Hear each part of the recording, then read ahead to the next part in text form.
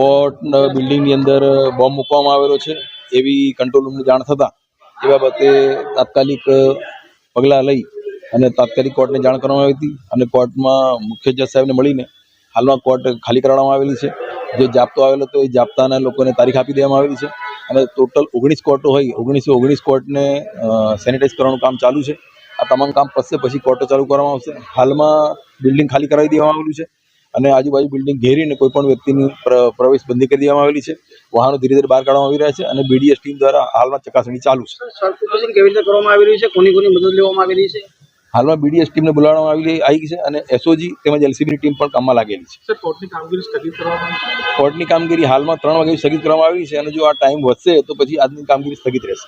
અને કઈ રીતે કોને ઈમેલ દ્વારા જાણ કરવામાં આવી હતી અને શું જાણ?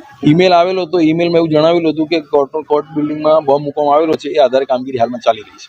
અને અમારા માધ્યમથી લોકોને કઈ રીતની અપીલ કરશો? હાલમાં એક જ અપીલ છે કે જેની આજની કોર્ટમાં મુદત હોય એ અહીંયા આવે નહીં અને જો આવી ગયા હોય તો એ લોકો તાત્કાલિક કોર્ટ છોડી દે, આ કેમ્પસ છોડી દે એ અપીલ કરવામાં આવે છે.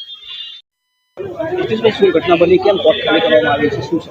કોર્ટની મેલ આઈડી ઉપર એક મેસેજ આવ્યો છે કે બોમ્બ મૂકવામાં આવ્યો છે કોર્ટમાં, એટલે આ પ્રિકોશનના ભાગરૂપે તાત્કાલિક કોર્ટ ખાલી કરવામાં આવી છે.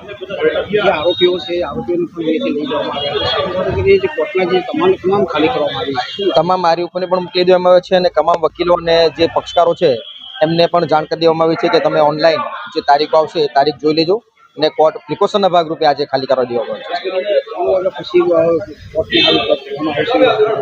ત્યાં સુધી ક્લિયર થઈ જશે કે છે કે નહીં, કારણ કે પોલીસ ટીમ આવી ગઈ છે અને બોમ્બ સ્કોડની ટીમ પણ 90% આવી ગઈ છે અને ચેક કરી રહ્યા છે કે ભાઈ ખરેખર બોમ્બ મુકાયો છે કેમ.